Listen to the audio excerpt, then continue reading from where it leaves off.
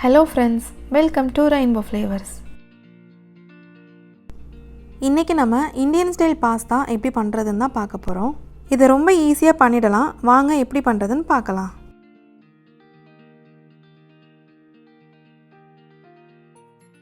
First பாஸ்தாவை நம்ம வேக வச்சு எடுத்துக்கலாம். இப்போ பாஸ்தா வேகிறதுக்கு தேவையான அளவு தண்ணியை சேர்த்துடலாம். இப்போ தண்ணி நல்லா கொதிக்கட்டும். கொதிச்சு வந்ததும் நம்ம பாஸ்தாவை சேர்த்துக்கலாம். இப்போ தண்ணி கொதிக்க ஸ்டார்ட் ஆகிடுச்சு. நம்ம இது கூட 1 ஸ்பூன் எண்ணெயை சேர்த்துக்கலாம். எண்ணெய் சேர்க்கும் போது பாஸ்தா ஒன்றோட ஒன்று ஒட்டாமல் இருக்கும். அடுத்து பாஸ்தா வேகிறதுக்கு தேவையான அளவு உப்பையும் சேர்த்துக்கலாம். இப்போ 1 கப் அளவு பாஸ்தாவை இதில் சேர்த்துக்கிறேன். இது ஒரு 10 to 12 நிமிஷம் நல்லா வேகட்டும். இப்போ பாஸ்தா நல்லா குக் ஆகிடுச்சு. நம்ம தண்ணி எல்லாத்தையும் ஃபில்டர் பண்ணி எடுத்துடலாம். இப்போ நம்ம பாஸ்தா பண்ண ஸ்டார்ட் பண்ணிடலாம். அதுக்கு பேனில் 2 டேபிள் ஸ்பூன் அளவு பட்டர் சேர்த்துக்கலாம். பட்டருக்கு பதிலாக நீங்கள் ஆயில் கூட யூஸ் பண்ணிக்கலாம்.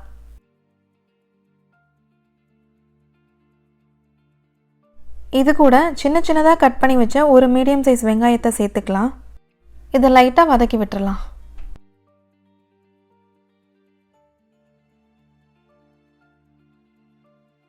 வெங்காயம் லைட்டாக வதங்கினதும் இது கூட இஞ்சி பூண்டு பேஸ்ட்டையும் சேர்த்து வதக்கி விட்டுறலாம்.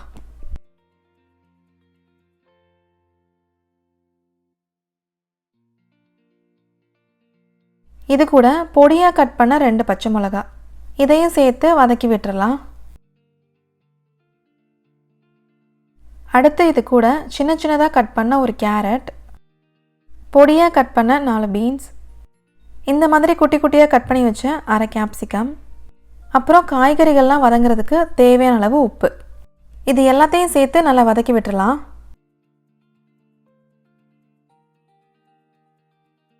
அடுத்து பொடியாக கட் பண்ண ஒரு மீடியம் சைஸ் தக்காளி இதையும் சேர்த்து நல்லா வதக்கிக்கலாம்.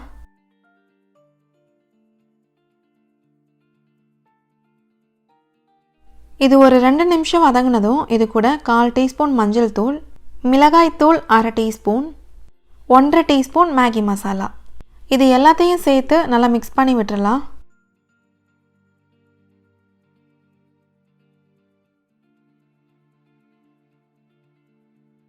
இது கூட கொஞ்சமாக தண்ணி சேர்த்து வதக்கி விட்டுறலாம்.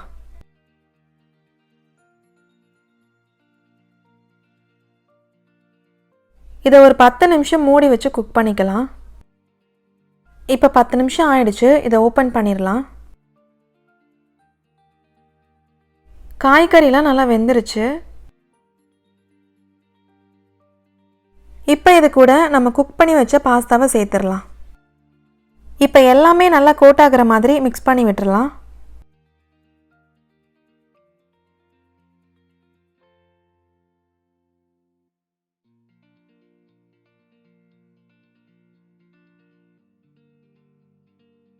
அடுத்து இது கூட 2 டேபிள் ஸ்பூன் டொமேட்டோ கெச்சப் சேர்த்துக்கலாம். சேர்த்துட்டு எல்லாம் நல்லா கோட் ஆகிற மாதிரி மிக்ஸ் பண்ணி விட்டுறலாம்.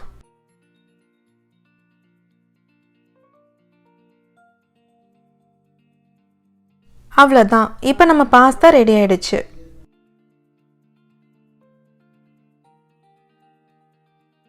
கடைசியாக இதில் கொஞ்சமாக கொத்தமல்லி தழையை தூவி விட்டுறலாம். இதை நீங்களும் ட்ரை பண்ணி பார்த்துட்டு உங்கள் கமெண்ட்ஸை சொல்லுங்கள். உங்களுக்கு இந்த வீடியோ பிடிச்சிருந்தா லைக் பண்ணுங்கள், ஷேர் பண்ணுங்கள், சப்ஸ்கிரைப் பண்ணுங்கள். மறக்காமல் கூடவே இருக்கிற பெல் ஐக்கானை கிளிக் பண்ணிக்கோங்க. தேங்க்யூ.